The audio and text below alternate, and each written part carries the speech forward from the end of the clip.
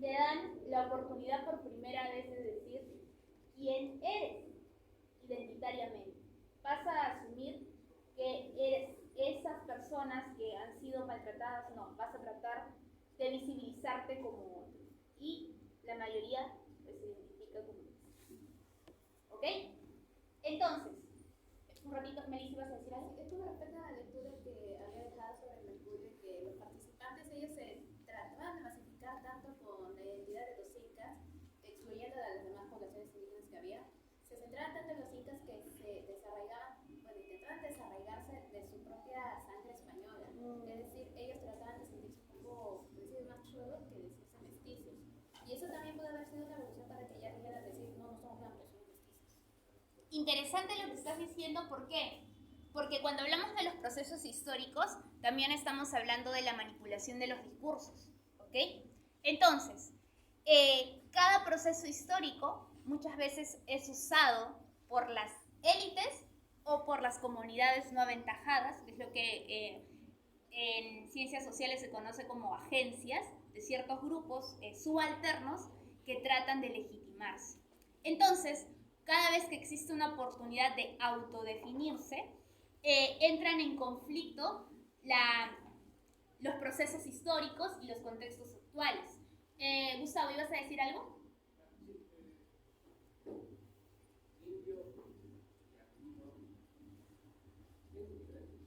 ¿Cómo? Sí. Exacto, ¿por qué? ¿Por qué nos pusieron así? Lo hemos visto en la... Exacto. ¿Y andino de dónde salió? Y hablamos del proceso histórico social andino, y todo, etcétera, etcétera. Tratando de qué, otra vez, unificarnos, ¿sí? Homogenizarnos.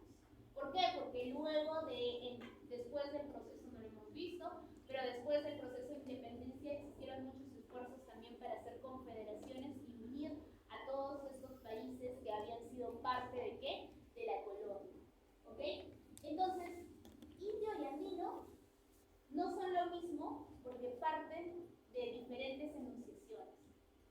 Si indio es la palabra que pone el otro y es una palabra despectiva, andino es una palabra que trata de reivindicar a esas personas asentadas en el mismo territorio geográfico. Es decir, geográficamente estamos hablando de una población asentada en los Andes centrales, pero el significado que subyace de estas palabras es diferente.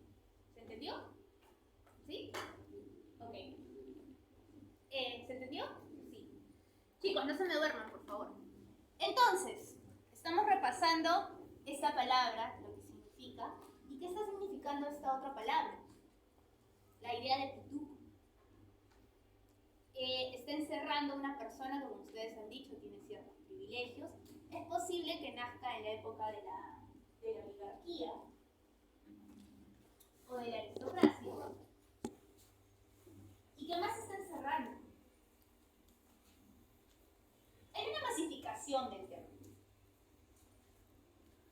Hay mucha gente que quiere ser tuca, ¿no? ¿Por qué? Porque eso encierra que existen personas que tienen ciertos privilegios. Y lo hemos visto en los videos, que han causado mucha risa, pero el discurso es que están teniendo, yo pertenezco a un espacio diferente que tiene ciertos privilegios y tú no. Estos términos antagónicos que han nacido, se han ido configurando a lo largo de nuestro proceso como nación, siguen vigentes el día de hoy y son controversiales. Nos hacen increparnos quiénes somos y también quiénes queremos ser. Entonces, ¿qué significa para ustedes tutuco y cholo? ¿Sí?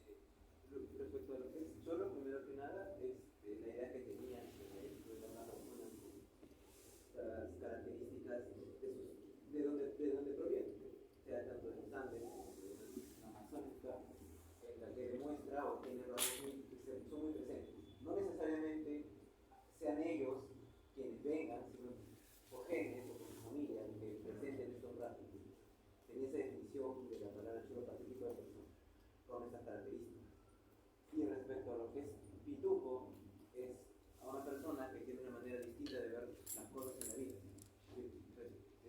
Esto debido a las vivencias y al entorno en el que se encuentra desde que nace, ve las cosas de una manera distinta a la de la gran mayoría de personas, por lo que su manera de actuar se justifica de esta forma. Y es por eso que nos parece raro, porque nosotros no vivimos o no nacimos en las mismas circunstancias que esas personas. Y el ver cómo ellos pueden pensar es como muy difícil de lograr entender, porque no vivimos eso. Yo creo también que he visto varios casos, una persona por el hecho de ser blanca, tengo miedo que valga, por el hecho de ser blanca, nada más, la persona ser blanca y nada, eso también ¿Ok? ¿Sí?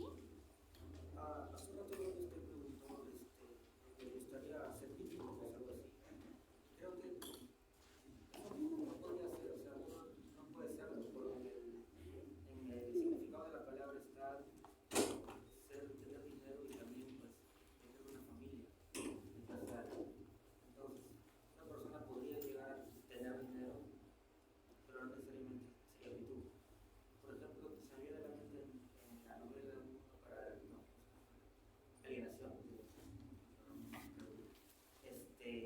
El personaje trata de blanquearse, porque no solo no dice, bueno, entonces para que no se tengo que tener plata.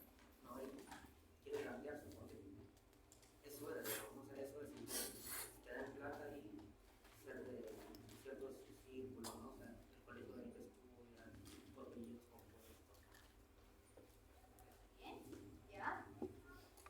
Justamente que las palabras las englobamos ya en una mente, nuestro pensamiento ya por decirlo clasista. Cuando pensamos en algo pituco, pensamos en una, por decirlo, una visión eurocéntrica, basándonos en lo europeo, lo blanco, lo rubio, lo que se siente como que más antiguo, civilizado, entre comillas. Y cuando nos referimos a la palabra cholo, como que nos empezamos a alejar de la ciudad y queremos adentrarnos a donde no hay conectividad, que es casi lo opuesto a Europa. Estamos simplemente en tradiciones y es más basado mayormente en el propio clasismo que decir buscar la misma definición en el diccionario. Es algo que ya hemos construido y que se ha quedado en nuestra mente y decir que vamos a cambiarle todo no ha sido sencillo, ya ha quedado así. ¿Ok? Muy bien. ¿Sí? Profesora, yo pienso que esas dos palabras giran en torno a la situación económica de cada persona. Pienso que las personas pitucas son personas que, como dijeron mis compañeros, viven en otro mundo, con ese pensar de ser superiores por el hecho que tienen dinero.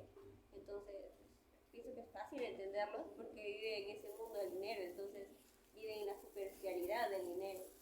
Y es como las personas cholas, mayormente las personas lo relacionan con personas que no son pitucas, ¿no? O sea, que no tienen tal vez unas empresas, grandes dinero, familia, casa. Yo pienso así. ¿Y alguien puede pretender ser cholo? ¿O alguien puede pretender ser pituco sin serlo? Sí. De manera de broma, practicando, Ser cholo en broma.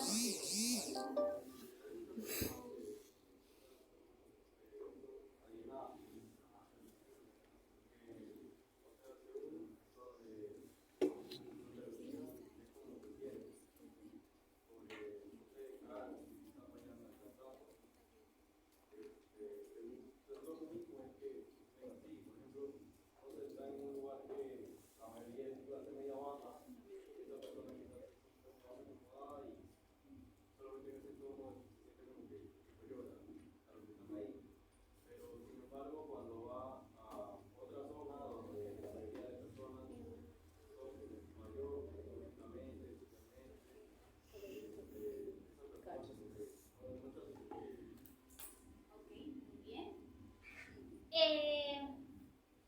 Tarea para los que desean hacerla, como siempre, en la próxima clase. ¿Dos puntos? ¿Dos? No. Claro, con el ensayo del domingo, con ese encuentro. Ensayo el domingo. Un punto para el examen parcial, para el examen final. Sí, lo que van a hacer el ensayo. Para el ensayo. Ese ensayo va a ser su examen final del curso. Entonces, para el domingo, a partir de la palabra o de la frase. ¿Cuál era la frase que planteamos? Pituco. Pituco, ¿no? Todos quieren ser pitucos, nadie quiere ser cholo. Hilvanen con las cosas que me han dicho, las experiencias que tienen, los sentires y lo que hemos visto en el curso. ¿Ok? Nadie, no tienen que llegar a una conclusión, no tienen que llegar a una verdad. Tienen que hacer un trabajo introspectivo y tratando de enlazar su historia personal con la historia del Perú. ¿Sí? ¿Cómo? ¿Puedes volver a repetir la pregunta? Todos quieren ser pitucos, nadie quiere ser cholo. Entonces, profesora, pero es fácil saber la verdad. Es que no hay verdad en esto. Sí hay verdad, profesora, en el curso de que al final, ¿de qué les sirve si igual se van a morir? Igual nos vamos a morir. Entonces. Tiene que ver con cómo, cómo asumimos la idea de nación. Tiene que ver con cómo nos identificamos como ciudadanos. Porque si partimos de la premisa que pituco significa una persona que va a tener ciertos privilegios, significa que no todos los ciudadanos de esta nación son iguales. Y eso fragmenta la idea que se tiene de nación. ¿Okay? Es muy potente, es muy poderoso, chicos. ¿Por qué? Porque significa que estas personas van a tener privilegios, no solamente de clase, sino como ciudadanos. Es decir, son personas que quizás no van a hacer colas en los bancos, que quizás van a ser atendidos antes en ciertas instituciones estatales. Entonces, se fragmenta la idea de ciudadano, de civismo. ¿Ok? ¿Por qué? Porque dentro de la idea de concepción de Estado-Nación, todos los ciudadanos son iguales. Y si alguien quiere ir a pagar los arbitrios y hay una cola de 200 personas, tiene que hacerlo. Y no va a pasar por sobre los demás, porque todos son iguales. Pero si hay cholos y pitucos, quiere decir que estos pitucos van a tener más privilegios. Y de lo que estamos hablando es cómo ha calado en nuestro imaginario, cómo lo hemos asumido. Todos tienen una respuesta para la palabra, todos tienen una definición, todos tienen un ejemplo. Eso significa que lo hemos cosificado, es decir, que está muy adentro de nosotros. Estas dos palabras son poderosas y potentes porque los conceptos que encierran nos mueven como personas ancladas dentro de un sistema. ¿Sí? Entonces, evalúen qué significan estas palabras para ustedes dentro de su proceso como jóvenes universitarios, viendo el proceso histórico que estamos entendiendo. ¿Sí? Y por tanto no hay una respuesta, porque no todos, como ustedes mismos lo han dicho, no venimos del mismo lugar, no tenemos las mismas costumbres, no tenemos las mismas vivencias. Entonces todos hemos asumido estas palabras y las hemos comprendido de formas diferentes. Y como tarea, como les estoy pidiendo algo demasiado personal, yo también les voy a contar, o voy a hacer mi tarea, vamos a compartirlo en la próxima clase, ¿ok? ¿Sí? Ok. Listo, chicos. Quedamos así entonces. ¿Alguien tiene alguna pregunta? Oye, profesora, ¿Sí? el trabajo que acabo de mencionar, sí podemos añadir nuestras experiencias personales, ¿no? Exacto, esa es mi idea. ¿Y para cuándo es? El próximo lunes, ¿cómo?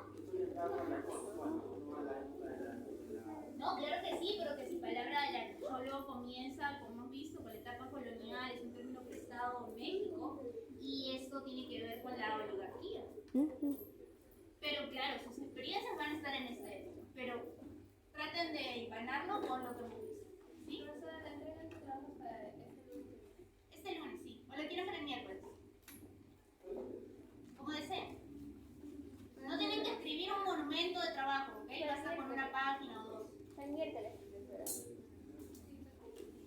Porque también tenemos que hacer el ensayo del domingo. Ok, miren, quedamos así. El lunes esto y el miércoles el ensayo del domingo. ¿Qué les parece? Con las 3 actividades. ¿Sí? ¿Ya? ¿Qué? Ok, por último, para cerrar, tenemos, quiero Para leerles esto. Para el miércoles el ensayo de la visita, ¿verdad? Sí, para el miércoles ensayo de las visitas y para el lunes este ensayo. Historiadores como Burga y Flores Galindo y Contreras y Cueto sostienen que la república aristocrática se caracterizó por ser gobernada por una élite que fue abriendo nuevas actividades industriales, comerciales y financieras que combinan la violencia y el consenso, la exclusión del resto de la población de un orden señorial escasamente preocupada por democratizar e integrar el país, por un Estado pequeño y con limitaciones para atender las demandas de una población en crecimiento. ¿Ok? Y a partir de esta frase, volvemos al censo. Vemos que a partir de la ruptura con el régimen colonial hay un crecimiento poblacional que genera, o cuál es el otro problema de tener una república de este tipo, una república pequeña donde solamente ciertas personas son partes, que el acceso a ciertos servicios no se da de forma equitativa, ¿ok? Y es un problema que se evidencia o que surge aquí, se evidencia hasta el día de hoy. Existe un centralismo, y hay algo que ustedes refirieron cuando trataron de definir la